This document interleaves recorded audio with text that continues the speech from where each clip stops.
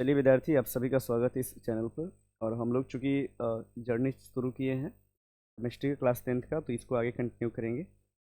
और हमारा जो पिछले क्लास में था, ऑक्सीकरण अभिक्रिया पर चर्चा चल रही थी कि ऑक्सीकरण अभिक्रिया कहते किसको हैं। तो मैंने शायद बताया था आप लोगों को, और मैंने पिछले वीडियो में बताया है कि जिस अभिक्रिया में ऑक्सीजन का योग होता हो, या हाइड्रोजन का वियोग होता हो, या फिर इलेक्ट्रॉन की संख्या में कमी आता हो, अगर तीन क्रिया एक साथ किसी अभिक्रिया में हो रही है, किसी रिएक्शन में हो रहा है, तब उसको हम लोग बोलते हैं ऑक्सीकरण अभिक्रिया। क्या बोलते हैं? ऑक्सीकरण अभिक्रिया। ठीक है ना। और इसको मैंने एग्जाम्पल के थ्रू समझाया भी था कि जब कोई मेटल अगर ऑक्सीजन से अभिक्रिया करता है ना, तो अपना ऑक्साइड बनाता है। तो यहाँ पे क्योंकि ऑक्सीजन का योग हो रहा है ना, इसलिए ये ऑक्सीकरण होता है। क्या होता है ये? ऑक्सीकरण। आप इसको भी देखे थे, ये CaOH के हॉल ट्वाइस, इसमें क्या था कि प्लस CO2।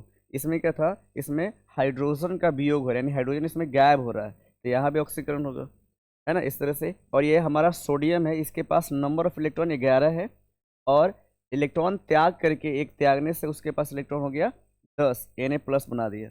ये भी क्या है? ऑक्सीकरण ही हो रहा है, क्योंकि इसमें इलेक्ट्रॉन की कमी हो रही है कि नहीं। तो हमने ऑक्सीकरण को अच्छे से देख लिया था। अगर आपको ना समझ में आया तो पिछले वीडियो में जाकर देख लेंगे, है ना। आपको मैंने एग्जाम्पल दिया था बहुत सारा, कि अलग अलग चीज़ों का एग्जाम्पल दिया था, जैसे कि तेल युक्त भोजन है तो उसमें ऑक्सीजन से भिड़ेगा वो, तो दुर्गंध देगा। ठीक है ना। ऐसे लोहा को जब ऑक्सीजन से अभिक्रिया कराओगे जल की उपस्थिति में, इसमें जंग बनाएगा, है ना। मैग्नीशियम के ऑक्सीजन में जलाओगे तो मैग्नीशियम ऑक्साइड बनाएगा, बहुत सारा जो उष्मा देगा। ये हो गया था। इसके बहुत सारे एग्जाम्पल हैं, मैंने बताया आप लोगों को। फिर आगे बताया गया आप लोगों को कि जिस पदार्थ की उपस्थिति के कारण ऑक्सीकरण क्रिया होती है, उससे हम लोग बोलते हैं ऑक्सीकारक। ठीक है ना। और इस तरह से आपको बताया गया था कि यहाँ पर सोडियम का हो रहा है ऑक्सीकरण। सोडियम क्या हो रहा है? ऑक्सीकरण। तो इसलिए, और किसकी उपस्थिति के कारण हो रहा है? तो ऑक्सीजन की। अगर यहाँ पर ऑक्सीजन नहीं रहता तो क्या सोडियम का ऑक्सीकरण हो पाता? नहीं। यानी कि ऑक्सीकरण करने के लिए यहाँ पे जो अनिवार्य पदार्थ है वह है ऑक्सीजन। इसलिए यहाँ पे ऑक्सीजन क्या हुआ? ऑक्सीकारक हुआ। ठीक है ना। ऐसा ये देख लिए थे हम लोग। अब इसमें आपको बताया गया था ऑक्सीकारक के अन्य एग्जाम्पल, जिसको ऑक्सीडाइजिंग एजेंट बोलते हैं। तो उसके अन्य एग्जाम्पल के रूप में पहला आपका आएगा ओजोन। ओजोन एक बहुत बड़ा प्रबल प्रबल ऑक्सीकारक है ना। ये है। और फिर उसके बाद बताया गया आपको नाइट्रिक अम्ल, है ना, जिसको HNO3 बोलते हैं। फिर आपका आ गया पोटेशियम क्लोरेट, KClO3। ये भी ऑक्सीजन देता है। जरा सा भी हीट मिलेगा ना, ये तो हीट मिलेगा तो KCl+O2 दे देगा। और किसी को ऑक्सीजन देगा अगर, तो ये ऑक्सीडाइजिंग एजेंट कहलाएगा ही, है कि नहीं। और इसलिए यहाँ पे KClO3 यानी पोटेशियम क्लोरेट क्या कहलाएगा? ऑक्सीकारक कहलाएगा। फिर आपको बताया गया पेरोक्साइड का, हाइड्रोजन का। हाइड्रोजन का पेरोक्साइड भी क्या है? एक ऑक्सीकारक है, क्योंकि ये आराम से जल बना देगा और एक नवजात ऑक्सीजन दे देगा, है ना, जो कि किसी को ऑक्सीकृत कर देगा। इसलिए आपका क्या? हाइड्रोजन पेरोक्साइड हो गया। फिर आपका पोटेशियम डाइक्रोमेट हो गया, पोटेशियम पर मैग्नेट हो गया। ये सभी के सभी क्या है? ये सभी के सभी प्रबल ऑक्सीकारक हैं, है ना। ये आपको काम आएगा। एक एग्जाम्पल आप इसमें ले दे सकते हैं, SO3, इसको बोलते हैं सल्फर ट्राईऑक्साइड। और सल्फर ट्राईऑक्साइड एक ऐसा पदार्थ है, एक ऐसा ऑक्साइड है जो ऑक्सीकारक और अकारक दोनों की तरह व्यवहार करता है। ठीक ना। ये it's work as a oxidising agent as well as reducing agent, दोनों की तरह काम करेगा। ऑक्सीडाइजिंग की तरह भी और रिड्यूसिंग की तरह भी। ठीक है। तो इस तरह से आपको हो जाएगा। अब हमें जो है, चूंकि हम लोगों ने ऑक्सीकरण अभिक्रिया के बारे में पढ़ लिया, अब हमें पढ़ना है अवकरण अभिक्रिया के बारे में। ठीक है ना। तो आप सभी लोग जो है हेडिंग देंगे बढ़िया से, अवकरण अभिक्रियाएं। दूसरा नंबर, या फिर चलो स्टार दे के लिखेंगे, आप मैच कर लीजिएगा कौन सा नंबर में हो रहा है ये। अवकरण अभिक्रियाएं।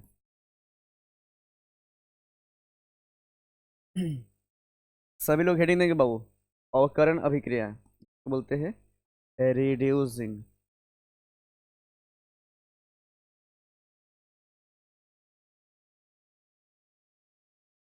Reducing agent.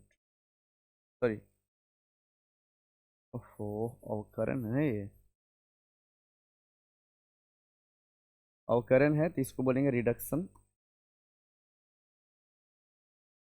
Reduction reaction.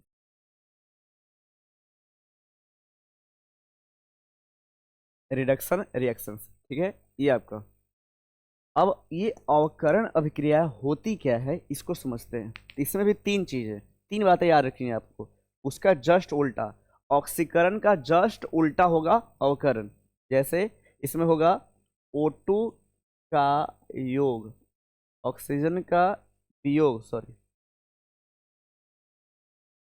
हो जरा, ऑक्सीजन का वियोग, उसका जस्ट उल्टा। उसमें हो रहा था ऑक्सीजन का योग, इसमें होगा ऑक्सीजन का वियोग। फिर दूसरा है हाइड्रोजन का योग, और तीसरा है इलेक्ट्रॉन की संख्या में वृद्धि। ऐसा, तो ऑक्सीजन का वियोग, हाइड्रोजन का योग और इलेक्ट्रॉन की संख्या में वृद्धि, ये तीन कारण है, ये तीन चीजें हैं जिसमें ऑक्सीकरण की क्रिया होगी, जिसमें किसी क्रिया होगी ऑक्सीकरण का, है ना, इस तरह से। ऑक्सीकरण की क्रिया होगी कब? तीन चीजें। अवकरण क्रिया होगी कब? जब तीन चीजें हो। अगर तीन चीजें जिसमें हो, वो उसमें अभिक्रिया कौन सा कहलाएगा? अवकरण। पहला चीज, हाइड्रोजन के यदि वियोग हो रहा हो तो अवकरण कहलाएगा। हाइड्रो है ना, ऑक्सीजन का अगर वियोग हो रहा हो तो अवकरण कहलाएगा। अगर हाइड्रोजन का योग हो रहा है हो तो अवकरण कहलाएगा। इलेक्ट्रॉन की संख्या में वृद्धि हो रहा है तो वह अवकरण कहलाएगा। तो बढ़िया से पसंद से एक बार हम क्या करेंगे, हम लोग इसका परिभाषा लिखेंगे। लिखेंगे वैसी अभिक्रियाएं, वैसी अभिक्रियाएं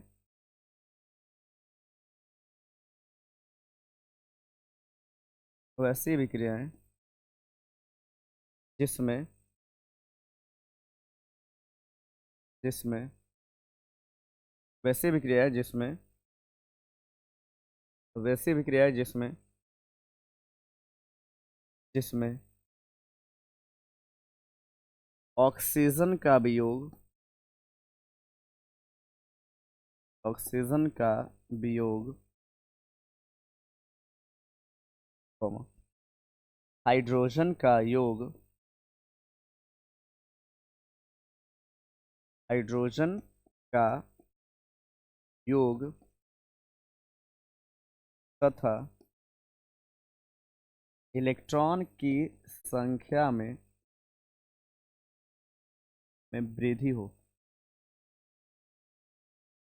वृद्धि हो तो अवकरण,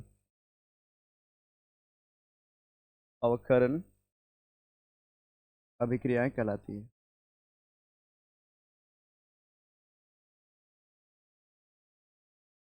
अवकरण अभिक्रियाएं कहलाती है। अवकरण अभिक्रियाएं कहलाती है, ठीक है ना। तो मैंने बताया, इसको लिखवा दिया मैंने। तीन चीज होगा उसमें, ऑक्सीजन का वियोग हो यानी कि ऑक्सीजन अलग होगा, हटेगा, हाइड्रोजन का योग होगा या इलेक्ट्रॉन की संख्या में वृद्धि होगा। तीन काम जहाँ मिलेगा आपको हो रहा है उसमें अगर, तो आप समझ जाइएगा कि वो अभिक्रिया कौन सी है। वो अभिक्रिया है आपका रिडक्शन अभिक्रिया, यानी कि अवकरण अभिक्रिया। ठीक है, इतना आई थिंक क्लियर हो गया होगा, देख लीजिए। ठीक है चलिए, अगर इतना हो गया हो तो हम लोग आगे बढ़ेंगे और एग्जाम्पल देखेंगे इसका। ठीक है, अब मैं क्या क्या बोल रहा हूँ ध्यान सुनिएगा। पहला इसमें है, मैंने एग्जाम्पल ले रहा हूँ इसमें। जैसे मान लीजिए कि मैंने इसमें लिया सोडियम, सोडियम की अभिक्रिया मैंने करा दिया हाइड्रोजन के साथ। तो इसमें होगा क्या? इसमें होगा ये कि जैसे करेगा रिएक्शन, ये बन जाएगा, ए बना देगा NaH। ठीक है, सोडियम हाइड्राइड इसको बोलेंगे। अब बताइए, सोडियम अकेला था, इस यहाँ पे देखा क्या आकर के, इसमें क्या हो रहा है? हाइड्रोजन का योग हो रहा है। ठीक है, हाइड्रोजन जुड़ रहा है। और हमने अभी अभी जाना कि हाइड्रोजन का योग जो होगा वह अवकरण कहलाएगा। क्या कहलाएगा? अवकरण। समझा ना? हाइड्रोजन का योग क्या कहलाएगा? अवकरण कहलाएगा। फिर मैंने आपको दूसरा बताया एग्जाम्पल में, मैंने बताया कि इसमें ऑक्सीजन का वियोग हो रहा हो, है कि नहीं? हाँ, तो आप बताइएगा, जैसे CaO ये ठीक है, और इसके विक्रिया हमने करा दिया कार्बन के साथ। ठीक है ना? तो ये बताइए कि क्या होगा कि इसने क्या किया कि इसके इसको इस तरह से विस्थापित करके ऐसा बना देगा। मैंने नॉर्मल एग्जांपल लिया आप लोगों को, ठीक है। ये कार्बन ने किया क्या, देखिए समझिएगा, यहाँ यह ऑक्सीजन के साथ था, लेकिन यहाँ जैसे ही आता है पता चलता है कि ऑक्सीजन क्या है, गायब हो चुका है। ऑक्सीजन क्या हो चुका है, गायब। अब इसमें ऑक्सीजन का वियोग हो रहा है, तो वियोग को क्या बोलते हैं हम लोग, अवकरण बोलेंगे। क्या बोलेंगे, अवकरण। अब इसमें ये चीज हो गई। तीसरा है आपका इसमें जैसे कैल्शियम ऑक्साइड है, कार्बन से भिड़ रहा है तो बना देता है आपको कैल्शियम इस तरह से, तो गायब होगा उसमें, तो अवकरण हो जाएगा। अब आगे है आपका इसमें कि जैसे Na2 हो, ओ है, मैं इसमें दिया एग्जांपल के रूप में, मान तो अलग ले लेते हैं, Al2O3, ये एल्युमिनियम ऑक्साइड है, ठीक है। और इसकी विक्रिया हमने कार्बन के चूर्ण के साथ कराया, तो वही होगा कि पहले आपका एल्युमिनियम विस्थापित हो जाएगा और CO2 ये हो जाएगा। इसमें भी क्या हुआ, यहाँ पे कार्बन तुम्हारा किसके रूप में काम किया, अवकारक की तरह, सॉरी, यहाँ पे कौन सी घटना हुई, अवकरण की घटना हुई, क्योंकि इसमें ऑक्सीजन था और यहाँ पे क्या हो रहा है, ऑक्सीजन गायब है। और जब ऑक्सीजन गायब रहेगा तो उसको हम क्या बोलेंगे, उसको बोलेंगे हम लोग अवकरण। क्या बोलेंगे, अवकरण। ठीक है, तो आई थिंक आपको जो है दो एग्जाम्पल से अवकरण की क्रिया को समझ में आ गया होगा। अवकरण मतलब क्या हुआ कि जिसमें क्या हो, ऑक्सीजन गायब हो या हाइड्रोजन का योग हो, तो दो चीज़ों को हम लोग बोलेंगे क्या, इसमें बोलेंगे अवकरण। ठीक है, इतना आई थिंक समझ में आ गया होगा। अगर मैं इतना एग्जाम्पल दे करके थोड़ा सा समझाने में अगर कामयाब रहा हूँ तो हम लोग ठीक है आगे बढ़ूंगा मैं। ठीक है, चलिए इतना हो गया क्लियर। हाँ, तो आप लिख लिए होंगे, आगे बढ़े थे। मैं एक चीज़ और आपको समझाता हूँ। एक मैंने बोला था इसमें कि इलेक्ट्रॉन की संख्या में वृद्धि, ठीक है ना, वो भी आपका क्या कराएगा, अवकरण। जैसे हमारे पास क्लोरीन है, ठीक है, क्लोरीन का नॉर्मल अगर देखा जाए तो इलेक्ट्रॉनिक विन्यास होता है 287, ठीक है ना। अब इलेक्ट्रॉनिक विन्यास जो नए विद्यार्थी हैं उनके लिए मैं बता देता हूँ कि बेसिकली क्लोरीन के अंदर जो है, ऐसे देखा जाए एक परमाणु के अंदर क्या होता है, एक न्यूक्लियस होता है और उसके चारों तरफ इलेक्ट्रॉन जो है चक्कर लगाते हैं निश्चित ऊर्जा कक्ष में, ठीक है ना।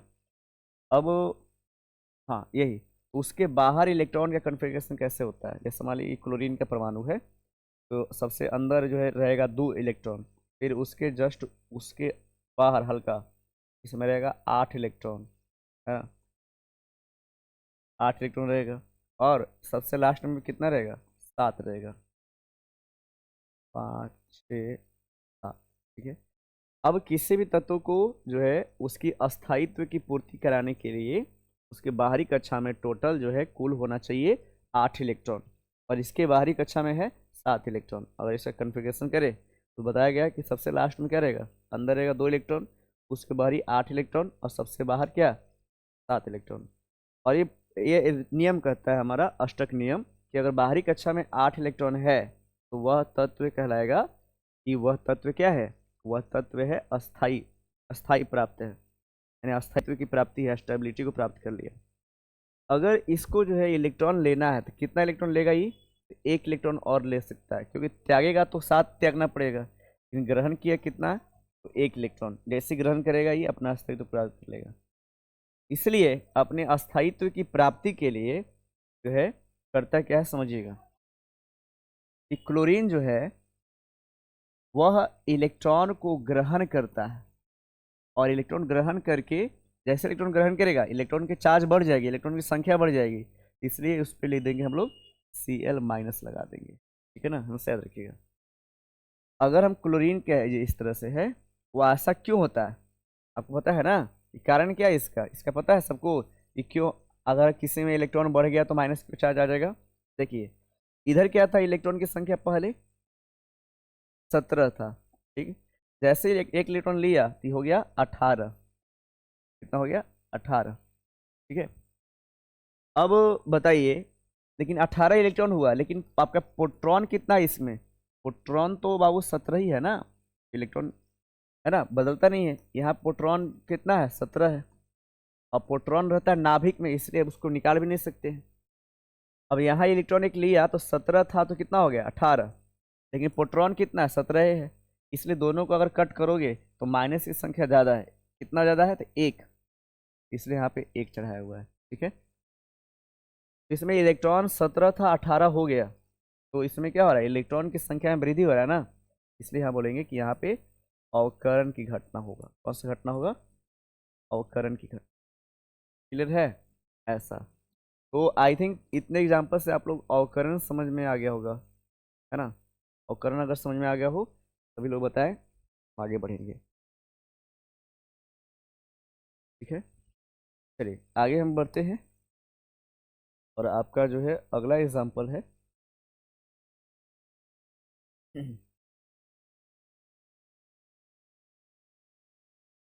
चलिए हम लोग अगला पड़ाव जो है वो समझना है आपको, अवकारक। अवकारक क्या होता है सर, तो अवकारक को बोलते हैं reducing, reducing agent, reducing agent बोलते हैं अवकारक को। ठीक है, रिड्यूसिंग एजेंट होता क्या है हम लोग परिभाषा के द्वारा क्लियर करते हैं। चलिए परिभाषा पहले लिख लेते हैं, उसके बाद आपको समझने में आसानी होगी। लिखिए, वे पदार्थ, वे पदार्थ जिसकी उपस्थिति के कारण,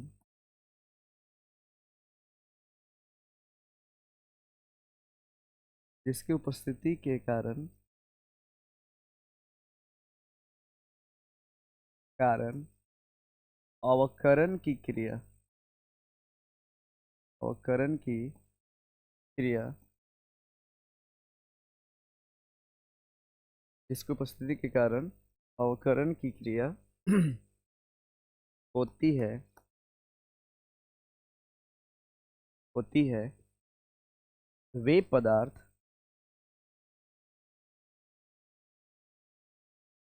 वे पदार्थ अवकारक कहलाते हैं।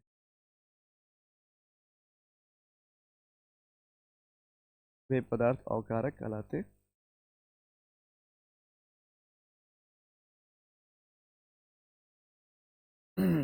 ठीक है, वे पदार्थ क्या कहलाएंगे, अवकारक कहलाएंगे। ठीक, जैसे हम समझाते हैं आप लोगों को, ध्यान दीजिएगा सभी लोग।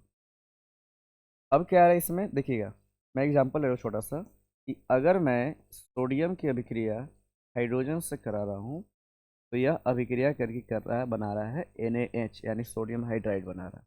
यहाँ पे सबको पता है कि यहाँ पे हो रही है अवकरण की क्रिया। किसी क्रिया हो रही है, अवकरण की। ठीक है ना। अब जब अवकरण की क्रिया हो रही है तो बताइए किसकी, किसका अवकरण हो रहा है, तो अवकरण हम लोग बोलेंगे बाबू कि सोडियम का हो रहा है, क्योंकि सोडियम के साथ जुड़ रहा है ना हाइड्रोजन। अगर हाइड्रोजन सोडियम के साथ जुड़ रहा है तो हम लोग बोलेंगे कि सर सोडियम का हो रहा है यहाँ पे अवकरण। क्या हो रहा है, सोडियम का अवकरण हो रहा है। ठीक ना। यदि सोडियम का अवकरण हो रहा है तो वह किसके कारण हो रहा है, वह हाइड्रोजन के कारण। अगर आप बताइए कि हाइड्रोजन यहाँ पर न रहे तो क्या सोडियम का अवकरण हो पाएगा, नहीं। तो मैंने क्या बताया, जिसकी उपस्थिति के कारण अवकरण की क्रिया होती है वह पदार्थ क्या कहलाएगा, अवकारक। तो यहाँ पे हम बोल सकते हैं कि सर अवकारक की तरह कौन काम कर रहा है, यानी कि ये H2 किसकी तरह काम कर रहा है, अवकारक।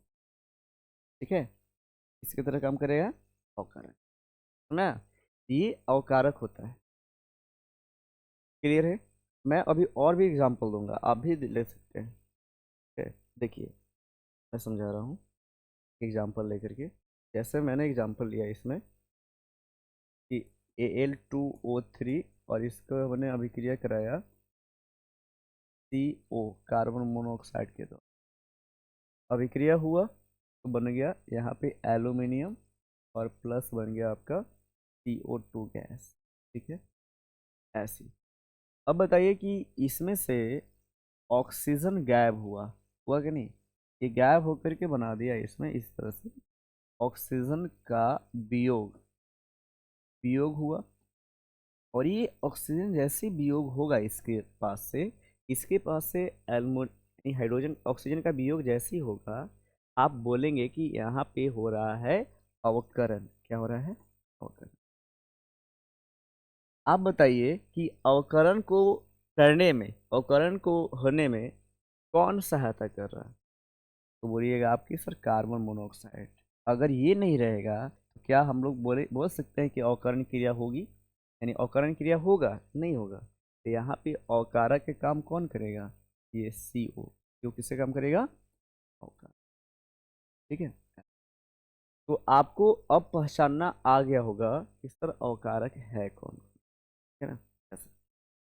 तो चलिए आप लिख लीजिए इसमें, जल्दी से इसको लिखिए, बताइए मुझको समझ में आया कि नहीं। फिर मैं आपको एग्जाम्पल दूंगा बहुत सारा और कारक से रिलेटेड हो। ठीक है ना? आप तब तक उतारिए बाबू जी। जिनको अगर, हाँ, हाँ, इसको आप उतारिएगा और कारक परिभाषा जो ना लिखे होंगे लिख लीजिए एक बार जल्दी से, जल्दी जल्दी से भी लिखेंगे।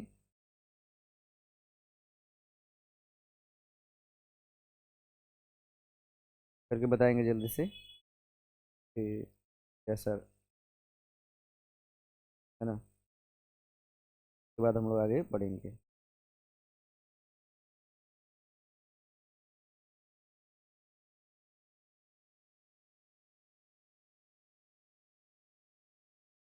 ठीक है, आई थिंक हो गया होगा।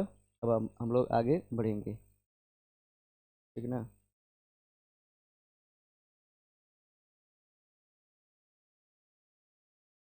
चलिए। हाँ तो बच्चों आप लोग उतार लिए होंगे और समझ गए होंगे चीज़ों को। हम आगे की ओर बढ़ेंगे। अवकारण ये हो गया। अवकारक मैं अन्य एग्जांपल दे दे रहा हूँ यहाँ पे, है ना? अवकारक के उदाहरण। अवकारक के उदाहरण जैसे में क्या क्या हो जाएगा इसका? पहला तो आपका, जैसे इसी में देख लिया मैंने, इसी में आपको बताया कि पहला हो गया हाइड्रोजन। ठीक है, तो पहला हाइड्रोजन ही दे दीजिए। जैसे हो गया आपका हाइड्रोजन, है ना? H2। फिर दूसरा हो गया कार्बन, के पहले मैंने एग्जांपल दिया इसका। फिर मैंने ये वाला करवा दिया, कार्बन मोनोऑक्साइड।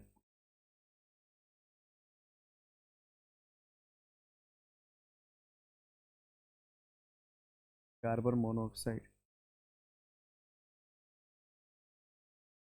फिर है हाइड्रोजन डाइसल्फाइड।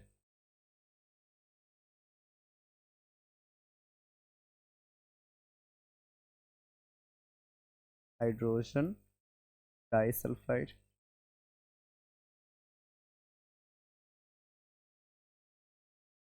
हाइड्रोजन डाइसल्फाइड इसको बोलते हैं H2S।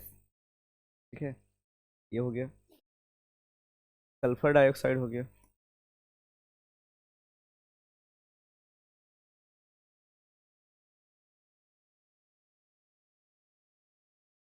सल्फर डाइऑक्साइड हो गया, तो SO2 बोलते हैं, है ना? ये हो गया। HI ले सकते हैं, ये भी गैप करता है, जिसको हाइड्रोजन आयोडाइड बोलेंगे। स्टेनस क्लोराइड ले लेंगे, SnCl2, ये भी ऑक्सीजन गैप कर देगा, है ना? मतलब कि आप बोल सकते हैं ना कि हर एक चीज़ें जो किसी के पास से ऑक्सीजन खींच लेता हो, वो सब हो जाते हैं अवकारक। ठीक है ना? अब ये जो SO2 है, और मैंने SO3 बताया था कि SO3 एक ऐसा पदार्थ है जो ऑक्सीकारक और अवकारक दोनों की तरह कार्य करता है। तो आप पॉइंट में कहीं लिख दीजिएगा कि SO3 अवकारक और ऑक्सीकारक दोनों की तरह कार्य करता है। ठीक है, इतना आई थिंक इतना समझ में आ गया होगा। ऑक्सीकारक और अवकारक समझ में आ गया ना? ये काफ़ी इंपॉर्टेंट है बाबू। ये आपको जो है 10th तक तो काम करेगा ही, लेकिन इसके साथ साथ आपको 10th 12th के बाद भी काम करेगा, है ना? तो नॉलेज अच्छी चीज़ है, आपको ग्रहण करनी चाहिए, जिससे कि आपको हमेशा वो काम आता रहे। ठीक है, और ख़ास करके ऑक्सीकारक अवकारक काफ़ी इंपॉर्टेंट है। और लेकिन क्या है, काफ़ी ज़्यादा बच्चे इसमें कंफ्यूज भी होते हैं। इसके लिए आपको जो इसको रट करके याद कर ही लेना चाहिए। ठीक है, आगे बढ़ते हैं। हमें अगला जो पढ़ना है वो पढ़ना है रेडॉक्स अभिक्रिया। रेडॉक्स अभिक्रिया। रेडॉक्स अभिक्रिया, ठीक है। रेडॉक्स अभिक्रिया को बोलते हैं या ऑक्सीकरण अवकरण अभिक्रिया है, ठीक है ना। ऑक्सीकरण अवकरण अभिक्रिया के नाम से भी जानेंगे, ठीक है। अब रेडॉक्स को अगर आप तोड़िएगा तो आप देख सकते हैं, देखिए RED और OX ऐसे लिखिएगा ना। तो इसमें रेड का अर्थ होता है रिडक्शन, ठीक है, और ऑक्स का अर्थ होता है ऑक्सीडेशन, ठीक है ना।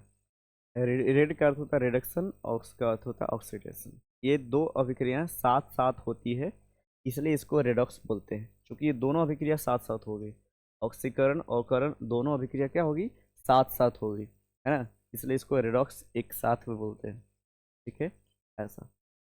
तो चलिए इसका परिभाषा लिखते हैं, इसमें कुछ है नहीं ज़्यादा, तो लिख देते हैं हम लोग बाबू। देखिए तो इसका परिभाषा वैसी अभिक्रियाएं, वैसी अभिक्रियाएं, वैसी अभिक्रियाएं जिसमें जिसमें जिसमें ऑक्सीकरण एवं एवं अवकरण, वैसे अभिक्रिया जिसमें ऑक्सीकरण एवं अवकरण की अवकरण दोनों अभिक्रियाएं, दोनों अभिक्रियाएं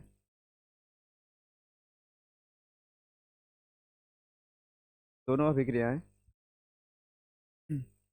साथ साथ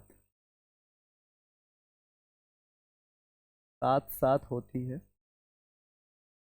दोनों क्रिया साथ साथ होती है उससे रेडॉक्स, उसे रेडॉक्स अभिक्रिया, से रेडॉक्स अभिक्रिया कहते हैं, है ना। यानी कि वैसे अभिक्रिया जिसमें दोनों अभिक्रिया साथ साथ, कौन कौन, ऑक्सीकरण और करण दोनों साथ साथ होगा, वैसे अभिक्रिया को बोलेंगे हम कि रेडॉक्स अभिक्रिया हो रहा है। अगर जिसके भी किसी अभिक्रिया में दोनों अभिक्रिया साथ साथ होते हुए मिलेगा, ऑक्सीकरण और करण दोनों, उस अभिक्रिया को बोलेंगे रेडॉक्स, ठीक है।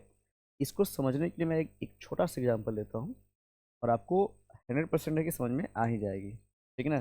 तो आराम से देखते रहिएगा, इसको समझते हैं।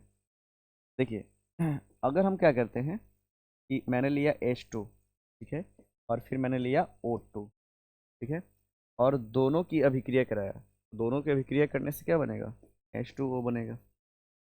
बात सही बिल्कुल है कि नहीं। आप दोनों की अभिक्रिया कराओगे इस तरह से तो क्या बनेगा, वो जल बन जाएगा इस तरह से, ठीक है। देखिए अब दोनों की अभिक्रिया आपने कराया इसके साथ, तो क्या बन गया, जल बन गया, रेडी हो गया। जल इस तरह से बन करके रेडी हो गया। क्या हो रहा है भाई, ठीक, चलिए समझते हैं इसको। तो आपका यहाँ पे हाइड्रोजन को देखोगे ध्यान से, तो यहाँ पे ऑक्सीजन का योग हो रहा है, क्या हो रहा है, ऑक्सीजन का योग, ठीक है ना। क्या हो रहा है इसमें, ऑक्सीजन का योग हो रहा है। हाइड्रोजन का यहाँ पे ऑक्सीकरण हो रहा है, हाइड्रोजन का यहाँ पे क्या हो रहा है, ऑक्सीकरण हो रहा है। लेकिन इसके जस्ट विपरीत अगर ऑक्सीजन को देखा जाए, तो ऑक्सीजन के यहाँ पे क्या हो रहा है, ऑक्सीजन में क्या हो रहा है, हाइड्रोजन का योग हो रहा है। सुनिएगा ध्यान से, यहाँ पे अपने क्या देखा कि इसके इस हाइड्रोजन के साथ ऑक्सीजन का योग हो रहा है, और इस ऑक्सीजन के साथ हाइड्रोजन का योग हो रहा है। तो हम कह सकते हैं कि सर यहाँ पर, यहाँ यहाँ हाइड्रोजन का हाइड्रोजन का ऑक्सीकरण हो रहा है इसी भी क्रिया में, ठीक ना, ऑक्सीकरण हो रहा है। और जबकि दूसरी तरफ देखा जाए तो यहाँ ऑक्सीजन का अवकरण हो रहा है कि नहीं, और दोनों साथ साथ ही हो रहा है, ठीक है ना। इसलिए इस अभिक्रिया को बोलेंगे कि यह अभिक्रिया रेडॉक्स अभिक्रिया का एग्जाम्पल है। समझा ना। ये फर्स्ट एग्जाम्पल का मैंने इस तरह से आपको समझाने की कोशिश किया रेडॉक्स को। तो आई थिंक समझ में आ गया होगा इतना। एक और एग्जाम्पल लेते हैं जिससे कि हमें यह समझ में आ जाए कि रेडॉक्स होता क्या है। ठीक है, चलिए हम लोग दूसरे पेज लेकर के आगे बढ़ते हैं और आपको समझाते हैं। देखिए, मैंने एक लिया एग्जाम्पल, इसमें ले रहा हूँ मैं, इसमें एग्जाम्पल एक क्या हुआ था, पहला था ना वो CaOH के ऑल ट्वाइस, और इसकी अभिक्रिया हमने करा दिया O2 पे। ठीक रहेगा, देखते।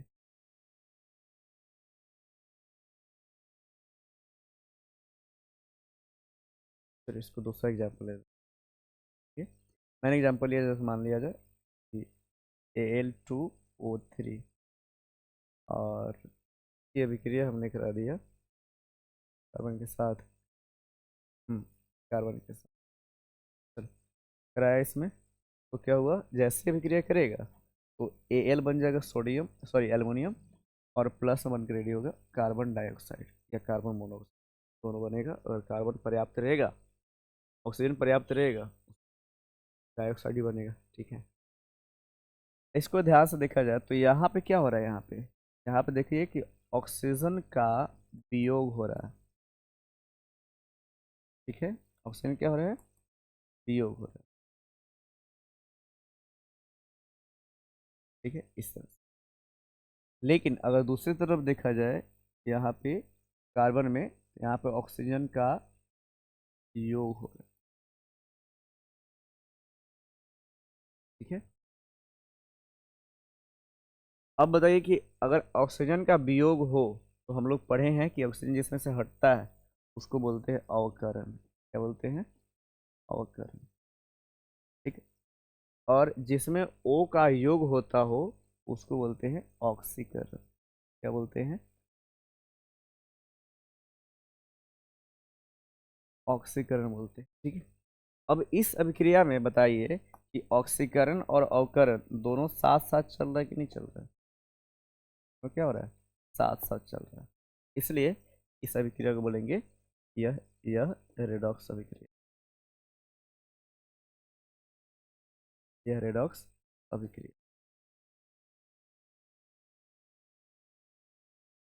रेडॉक्स अभिक्रिया है। ठीक है, इतना आई थिंक रेडॉक्स अभिक्रिया आपको क्लियर हो गया होगा, है कि नहीं। हाँ, और इसी के साथ हमारा जो है अभिक्रिया वाला, अभिक्रिया वाला यहीं पे अंत होता है। अभिक्रिया आपका जो है यहीं पे समाप्त हो जाता है। ठीक है ना। अब आगे हम लोग को क्या पढ़ना है समझिएगा। ये आपको वीडियो को 2 से 3 बार देख करके अच्छे से समझ लीजिएगा कि ये पूरा अभिक्रिया आपको काम आएगा बाबू। ठीक है ना, मैं क्वेश्चन से कराऊंगा इसी चैनल पर, तो आपको उस समय बता दूंगा कैसे कैसे क्वेश्चन आता है। ठीक है ना, और पूरी तरह से हम लोग जो है टारगेट करेंगे कि पूरा क्वेश्चन बन ही जाए। ठीक है ना, मैं कराऊंगा, जरूर कराऊंगा, इसी चैनल पर कराऊंगा। ठीक है, ना करें। ठीक है, आगे बढ़ते हैं। तो यहाँ तक हमारा जो है, ये हम लोग यहाँ तक समझ लिए, पूरा ऑक्सीका रिएक्शन के बारे में समझ लिए पूरा। और क्लास 10th में रिएक्शन मोस्ट इम्पॉर्टेंट है, क्योंकि बहुत सारा प्रश्न जो है आपको जो है रिएक्शन से ही कर देगा। ठीक है ना, ऐसा। चलिए हम लोग बिना देर किए शुरू करते हैं, और आगे क्या क्या घटना पढ़नी है हम लोगों को वो उसके बारे में थोड़ा सा विवरण जान लेते हैं। ठीक है ना, चलिए तो ऑक्सीकरण का हम लोग कुछ कुछ उपयोग देख लेते हैं, या फिर विकृत गंधिता लिखिए, एक पॉइंट है जो होता है विकृत गंधिता। हेडिंग देखिए सभी लोग, विकृत गंधिता को बोलते हैं रैंसिडिटी।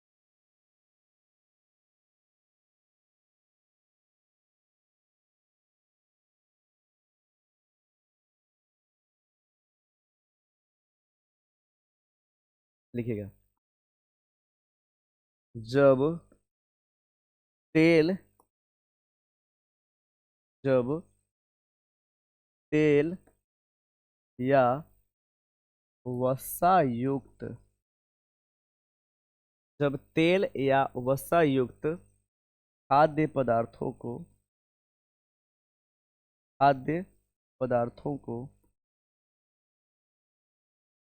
खाद्य पदार्थों को जब तेल या वसा युक्त खाद्य पदार्थों को ऑक्सीजन की ऑक्सीजन की ऑक्सीजन की उपस्थिति में ऑक्सीजन की उपस्थिति में खुला छोड़ दिया जाता है लंबे समय तक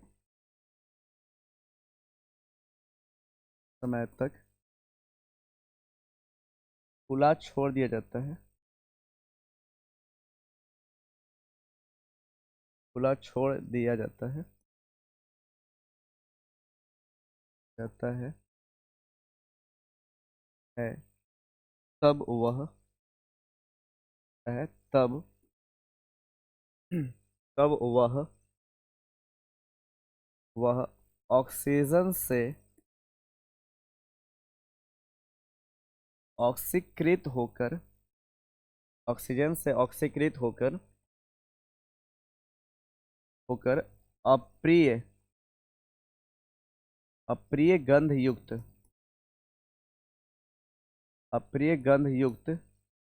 पदार्थ का निर्माण कर देता है अप्रिय गंध युक्त पदार्थ का निर्माण कर देता है निर्माण कर देता है अप्रिय गंध युक्त पदार्थ का निर्माण कर देता है ना। इस प्रक्रिया को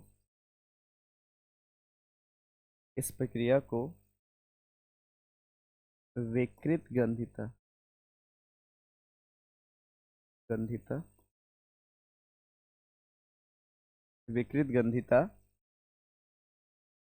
कहा जाता है। इस प्रक्रिया को विकृत गंधिता कहा जाता है। आपको बेसिकली ये चीज़ है, आपको अगर वर्ड समझ में आएगा तो ठीक बात है, अच्छी बात है। ना समझ में आया तो मैं एक सिंपल सा एग्जांपल लेकर आपको समझाने की कोशिश, ठीक है। सभी की निगाहें बोर्ड पे होनी चाहिए। ये मान लीजिए कि इस तरह से खाना का प्लेट है, ठीक है, और इस खाने के प्लेट में मैंने जो है भोजन रख दिया इस तरह से और खुला छोड़ दिया है। खुला छोड़ दिया पूरी तरह से, भोजन है यहाँ पे है बेसिकली, ठीक है। ये क्या है? भोजन। भोजन जैसे ही खुला छोड़ेंगे हम, क्या होगा कि इसमें ऑक्सीजन आकर के क्या करेगा यानी लंबे समय तक छोड़ेंगे तो इसमें जो अगर तेल युक्त भोजन है तो क्या करेगा, इससे ऑक्सीकृत होगा और ऑक्सीकृत होकर के एक गंध युक्त दुर्गंध आने लगेगा, दुर्गंध, है ना, दुर्गंध उत्पन्न करेगा। ना देखते हैं आप लोग कि अगर शाम शाम तक भोजन कुछ खुला छोड़ दिया जाता है तो वह जो है अलग तरह की गैस से निकलने लगता है, उसके अंदर से अलग तरह की गंध ही आने लगता है ना। और अलग तरह की जैसी गंध आना शुरू हो जाएगा, हम लोग बोलेंगे कि भोजन खराब हो चुका है। और इसी प्रक्रिया को बोलते हैं, क्या बोलेंगे इसको, विकृत गंधिता। क्या बोलेंगे? विकृत गंधिता। समझ में आया ना? ऐसा। अब क्या है कि भोजन को अगर जो है खराब होने से बचाना है, भोजन तो ऐसे खराब हो जाएगा जी अगर उसको ऑक्सीजन के संपर्क में रखेंगे तो, है कि नहीं। ऑक्सीजन के संपर्क में रखेंगे तो भोजन क्या हो जाएगा, खराब हो जाएगा पूरी तरह से। अतः हमें कुछ ऐसा उपाय करना चाहिए जिससे कि भोजन जो है ऑक्सीजन के संपर्क में ना आए, ठीक है ना। जिससे क्या होगा, जिससे हमारा भोजन जो है ऑक्सीकृत नहीं होगा और हमारा भोजन लंबे समय तक जो है बिना खराब हुए रहेगा, ठीक है नहीं। तो इसके लिए चलिए हम लोग पेज पलटते हैं और जानते हैं कि क्या है। एक टर्म है जिसको बोलते हैं परिरक्षक। क्या बोलते हैं? परिरक्षक, जिसको इंग्लिश में बोलते हैं प्रिजर्वेटिव्स, ठीक है, प्रिजर्वेटिव्स, ठीक है, प्रिजर्वेटिव्स बोलते हैं। परिरक्षक है क्या कि खाद्य पदार्थों को, जो तेल युक्त खाद्य पदार्थ है उसको जो है ऑक्सीकृत होने से बचाने के लिए, क्योंकि ऑक्सीकृत होगा तो खराब हो ही जाएगा, है कि नहीं। तो ऑक्सीकृत होने से बचाने के लिए क्या करेंगे हम, ऑक्सीकृत होने से बचाने के लिए हम क्या करेंगे कि ऐसी व्यवस्था प्रयोग करेंगे जो ऑक्सीजन को जाने ही नहीं दे, यानी ऑक्सीजन उसके पास आने ही नहीं दे, टिकने ही नहीं दे, ऐसी व्यवस्था करेंगे। ठीक है, तो लिखेंगे वैसी वे हाँ, वैसे पदार्थ, वैसे पदार्थ, वैसे पदार्थ जो जो खाद्य पदार्थों को, खाद्य पदार्थों को ऑक्सीकृत होने से, ऑक्सीकृत होने से बचाता है। वैसे पदार्थ जो खाद्य पदार्थों को ऑक्सीकृत होने से बचाता है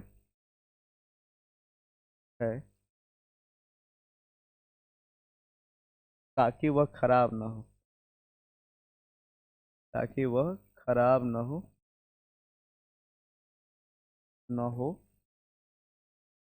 ताकि वह खराब ना हो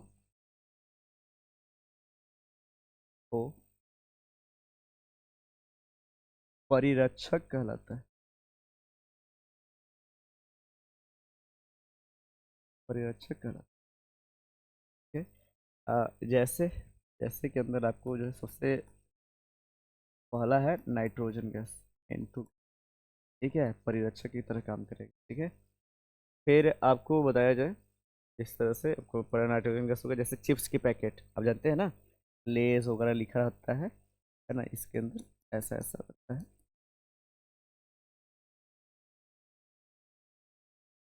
इसमें भी क्या होता है, जैसे मान लो कि LAY लेस लिखा है, इसमें क्या होता है, इसके अंदर आपको जो है भरा रहता है कौन सी गैस, नाइट्रोजन, ताकि जो है चिप्स जो कि उसको तला गया, किस में तला गया, किस में, वसा में तला गया, यानी तेल में तला गया है, और इसलिए उसको अगर खुला छोड़ देंगे तो क्या होगा, ऑक्सीजन से रिएक्शन करके वो खराब हो जाएगा।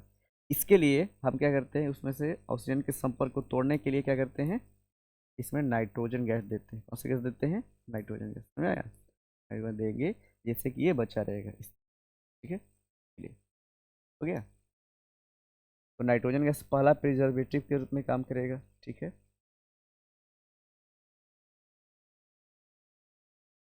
दूसरा है आपका, इसमें मिल जाएगा आपको प्राकृतिक के रूप में अगर बात करें तो तेल, हाँ तेल भी हो जाता है, तेल, जैसे कि तेल जानते हैं ना, तेल क्या करता है, जैसे आप लोग अचार देखे होंगे, है ना, अचार देखे होंगे कि नहीं देखे होंगे, देखिए है ना, अचार बोआम होता है अचार का,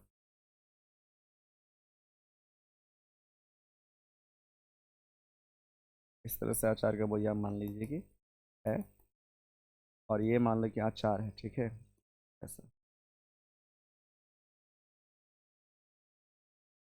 अचार है इस तरह से।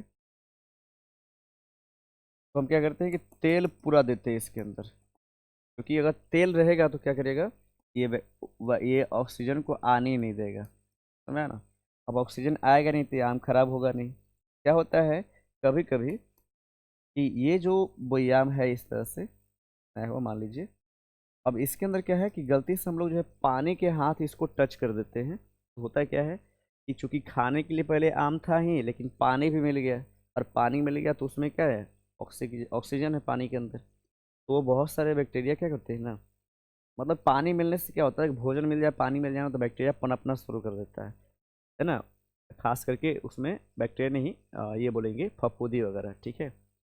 तो अगर लेकिन तेल रहेगा तो क्या करेगा, वो खराब होने से बचाएगा, ठीक है ना, ऐसा, तेल रहेगा तो खराब होने से बचाएगा।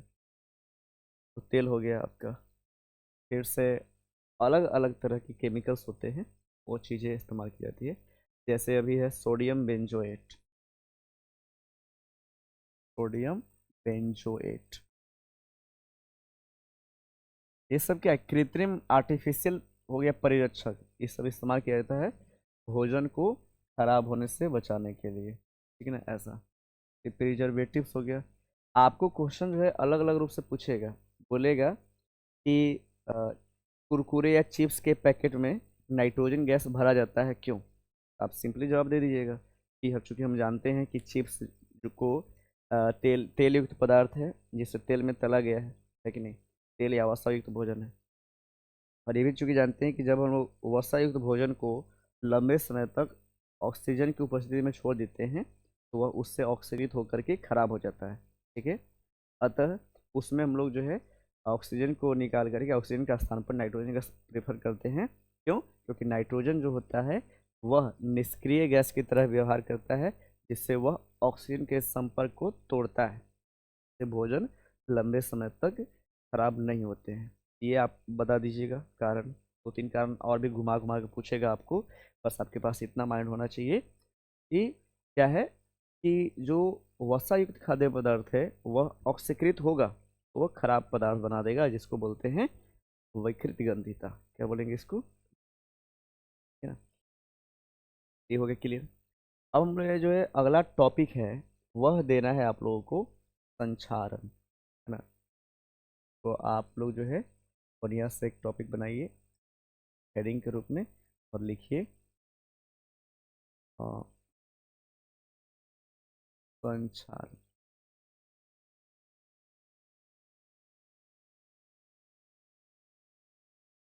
कोरोजन, इस तरह से संक्षारण। अब इसका उत्तर लिखिए।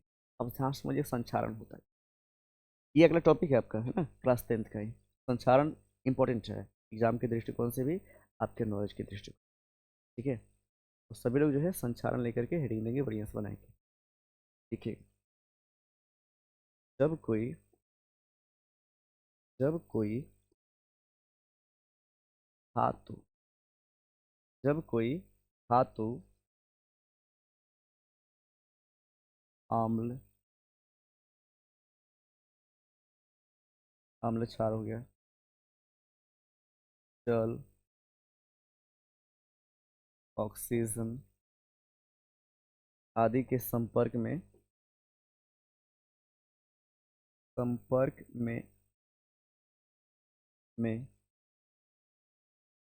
में आकर के संपर्क में आकर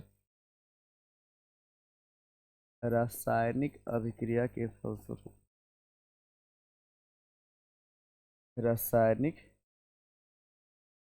अभिक्रिया के फलस्वरूप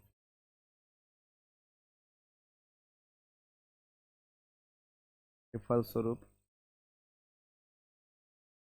अवांछनीय अवांछनीय पदार्थ का अवांछनीय पदार्थ का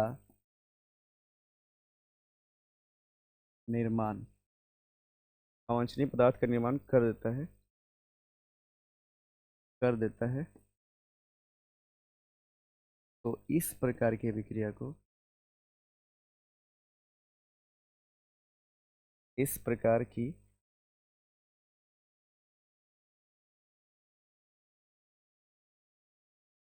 अभिक्रिया को तो ये इसको इसको इस प्रकार की अभिक्रिया को, हाँ वही संचारण कर कोरोजन जिसको बोलेंगे संचारण। तो ये आपका संक्षारण की परिभाषा है प्रॉपर रूप से। ठीक है, संक्षारण में होता है क्या है, कोई भी धातु अगर जो है अम्ल क्षार जल ऑक्सीजन इस सब के अगर संपर्क में आता है और उससे अभिक्रिया करके एक नया मतलब अवांछनीय अवांछनीय मतलब होता है बेकार, इसका कोई यूज ना हो, इसका कोई प्रयोग ना हो, है ना, एक ऐसे पदार्थ का निर्माण करता है ना, तो इस प्रक्रिया को इस अभिक्रिया को बोलेंगे हम लोग, इस प्रोसेस को बोलते नहीं, ये सॉरी प्रोसेस नहीं बोलेंगे हम, इस प्रकार का जो क्रिया हुआ ना इसको बोलेंगे हम संक्षारण। क्या बोलेंगे? ठीक है, इसका एक बहुत ही अच्छा एग्जाम्पल लेते हैं और, है ना, इसके बाद हम टॉपिक को एंड करेंगे। तो संक्षारण का उदाहरण हो जाएगा आपका, उदाहरण करें, उदाहरण में हो गया आपका लोहे में जंग लगना, लोहे में जंग लगना। ये किसका एग्जाम्पल है? संक्षारण का। ठीक है। फिर बोला गया आपको कॉपर, कॉपर के बर्तन, बर्तन का काला पड़ जाना, कॉपर के बर्तन का काला पड़ जाना, ये भी एग्जाम्पल हो जाता है। ठीक है। फिर से सिल्वर, सिल्वर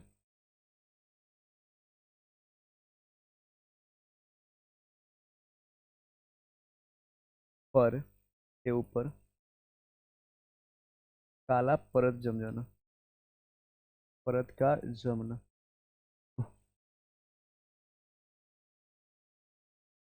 का जमना, ये सब एग्जाम्पल किसका है? संचालन का। बहुत सारे एग्जाम्पल हो सकता है, आप बहुत सैकड़ों एग्जाम्पल दे सकते हैं कोई भी चीज़ है कि नहीं। तो इसका एक एग्जाम्पल काफ़ी फेमस है और आता है, जैसे लोहे में जंग लगना। ठीक है। तो जंग लगना लिख के रह दीजिए, जंग लगना तो बोलते हैं रस्टिंग, रस्टिंग के नाम से जानेंगे, जंग लगना यानी रस्टिंग। चलिए देखिए, जंग लगना होता है क्या है, समझाते हैं आप सभी। ठीक है। आपको संक्षारण समझ में आ गया होगा। संक्षारण मतलब कि कोई भी पदार्थ, अगर कोई भी धातु है और वह यदि जो है कोई जल हो जाए, है ना, अम्ल हो जाए, क्षार हो जाए, किसी पदार्थ के साथ रिएक्शन करके एक अलग गुण वाला पदार्थ बना दे और जिसका कोई उपयोग ना हो, नहीं, अवांछनीय पदार्थ बना दे। अवांछनीय मतलब कि जिसका कोई उपयोग ना हो, बेकार पदार्थ जिसको बोले, तो उस प्रक्रिया को बोले हम संक्षारण। ठीक है ना। जिसमें पहला एग्जाम्पल था लोहे में के अंदर जंग लगना, या कॉपर सल्फेट के विलयन, कॉपर के जो बर्तन है उसका काला पड़ जाना, सिल्वर के ऊपर काला परत का जम जाना, ये सब क्या एग्जाम्पल है? संक्षारण का। तो हम पहला एग्जाम पढ़ते हैं जंग लगना के बारे में। ठीक है। कल आपका चैप्टर समाप्त हो जाएगा। ठीक है। अगला वीडियो में, हाँ, ये मतलब अगला वीडियो उसका लास्ट वीडियो रहेगा। तो जंग लगना क्या है समझिए, लिखते हैं पहले। जब लोहे की वस्तु, जब लोहे की वस्तु जल एवं, जल एवं वायु, जल एवं ऑक्सीजन, सर, जल एवं ऑक्सीजन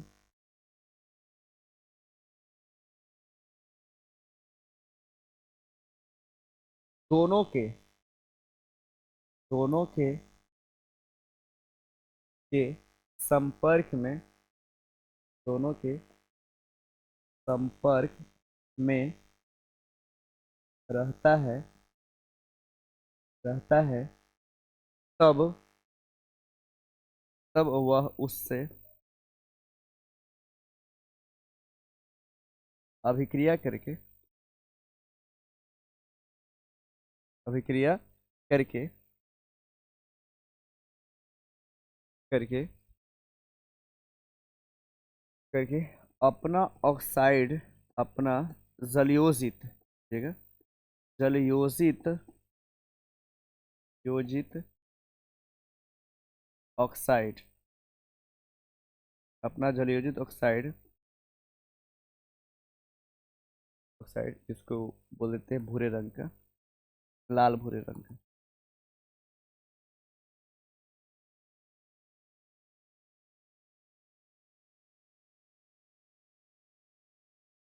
बनाता है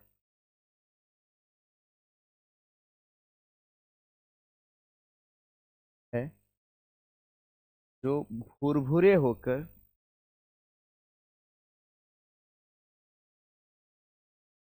भूरे होकर गिर जाता है,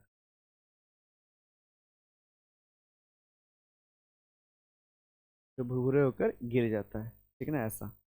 अब बेसिकली है क्या समझते हैं, इसी चीज को मैं जो छोटे से जो है समीकरण के रूप में लिखूंगा। ठीक है। कैसे समझिएगा, देखिए, हमने लोहा ले लिया, यहाँ पे लोहा हो गया, है ना, लोहा इस तरह से हमने ले लिया, और यहाँ पे है ऑक्सीजन। ठीक है। और यहाँ पे है एक्स अमाउंट में H2 यानी कि जल। ठीक है, जल याद रखिएगा, जंग तभी लगेगा जब ऑक्सीजन और जल दोनों एक साथ मौजूद हो। जैसे ये अभिक्रिया करेगा आपस में, जैसे अभिक्रिया करेगा आपस में, Fe3O4 डॉट XH2O बनाएगा, Fe3O4 डॉट XH2O, जो कि यही है आपका जंग। है, इसका रंग जो होता है वो होता है लालीपन लिए भूरे कलर का, या लाल भूला बोल देंगे। ठीक है, यही जंग है। अब बोले जंग लगने की आवश्यक शर्तें क्या है, तो लौह युक्त पदार्थ का उपस्थिति होना जरूरी है। दूसरा चीज कि ऑक्सीजन का उपस्थित होना जरूरी है, हाइड्रो जल का उपस्थित होना जरूरी है, और दोनों का साथ होना जरूरी है, याद रखिएगा, ये शर्त है। खास करके अगर केवल, ध्यान रखिएगा, केवल ऑक्सीजन हो और नमी न हो तो उसमें जंग नहीं लगेगा, और केवल नमी हो ऑक्सीजन ना हो तो उसमें भी जंग नहीं लगेगा। जंग तभी लगेगा जब ऑक्सीजन और जल दोनों की उपस्थिति हो। ठीक है ना, ऐसा। तो ये शर्त है, आपको बहुत ही ज़्यादा इसकी पूर्ति होनी चाहिए, है ना, तभी इसको बोलेंगे कि जंग होगा। जंग लगने की आवश्यक शर्तें लिख देंगे, लिख दो, पहले लिख ही देते सब लोग। जंग लगने की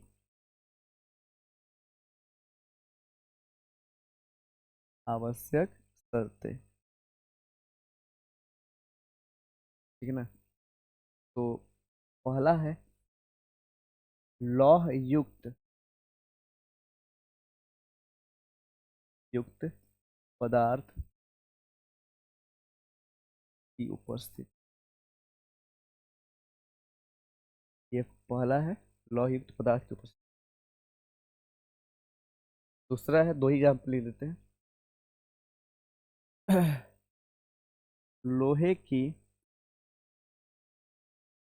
वस्तु का ऑक्सीजन एवं जल दोनों के साथ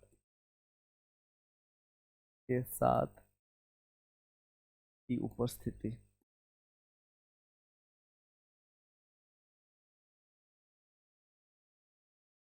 दोनों के साथ की उपस्थिति, ये जरूरी है। जंग लगने के लिए दो शर्तें काफ़ी है ना।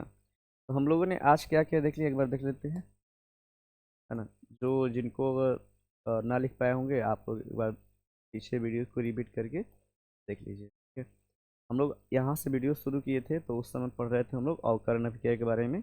अवकरण अभिक्रिया वैसी चीज़ है जिसमें तीन चीज़ होता हो, क्या क्या, ऑक्सीजन का वियोग, हाइड्रोजन का योग, और इलेक्ट्रॉन की संख्या में वृद्धि। ठीक है, हमने फिर इसका एग्जाम्पल देखा, ऑक्सीकरण का, इस अवकरण का एग्जाम्पल देखा मैंने। फिर उसके बाद आपको बताया अवकारक के बारे में, तो जो अवकरण कराए उसको अवकारक बोलेंगे, है ना। इसका हमने अच्छे से एग्जाम्पल भी देख लिए थे। एग्जाम्पल बहुत ही इंपॉर्टेंट है बाबू, इसको रट लीजिएगा। फिर आपको रेडॉक्स ऑक्सीकरण बताया गया, इसमें ऑक्सीकरण अवकरण दोनों साथ साथ होता हो, है ना। जैसे H2O2 है, इसमें H2 का ऑक्सीकरण हो रहा है, O2 का अवकरण हो रहा है, ऑक्सीकरण इसका हो रहा है H2 का, दोनों साथ है, इसलिए इसको बोलेंगे रेडॉक्स। इसमें भी देखा जाए तो इसमें ऑक्सीकरण अवकरण दोनों हो रहा है, इसको बोलेंगे रेडॉक्स। फिर आपको समझाया गया विकृत गंधिता के बारे में, कि तेल या खारा वसायुक्त कोई भी भोजन हो और उसको लंबे समय तक छोड़ दिया जाता है तो वह ऑक्सीजन से ऑक्सीकृत होकर के अप्रिय गंधित पदार्थ का निर्माण करेगा, जिसे हम लोग क्या बोलते हैं, विकृत गंधिता बोलेंगे। जैसे इसका एग्जाम्पल था कि भोजन का खराब हो जाना। जैसे यथी बोल देते हैं, अ, पकवानों का खराब हो जाना, इसी से फूड पॉइजनिंग भी होता है, फूड पॉइजनिंग बोल सकते हैं।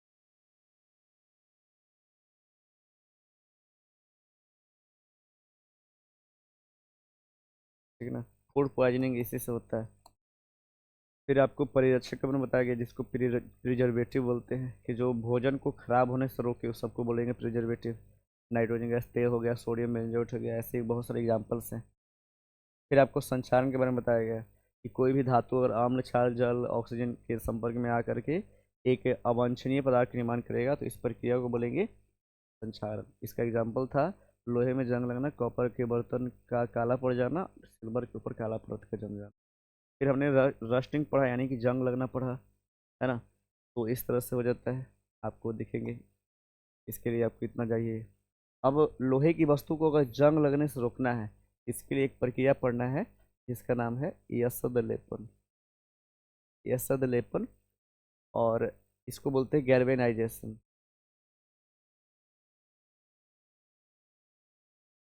गैल्वेनाइजेशन और गैल्वेनाइजेशन चाहिए भी, जरूरी भी है ये, ठीक है। तो इसको हम लोग परिभाषा क्या होता है वो हम लोग अगले वीडियो में देखेंगे, ठीक है ना। आज के लिए क्लास इतना ही रहेगा हमारा। और आप लोग जो है बताइए वीडियो कैसा रहा कमेंट में नीचे। और जो अंत तक आए उनका अंतिम वीडियो क्षणों तक वीडियो को पूरा अंत तक देखे हैं, तो मैं बोलना चाहूँगा कि जो विद्यार्थी कंप्लीट करते चीज़ों को ना, अंतिम देखते हैं, उनका मेमोरी पावर भी स्ट्रांग होता है, उनके अंदर एक कॉन्फिडेंस आता है, और चीज़ों को पूरी तरह से समाप्त करने का माइंड, ऐसा मेंटलिटी बनती है ना। तो चलिए, बहुत बहुत धन्यवाद जो अंत तक देखे वीडियो को। चलिए, इसी के साथ मैं अपनी वाणी को विराम देता हूँ।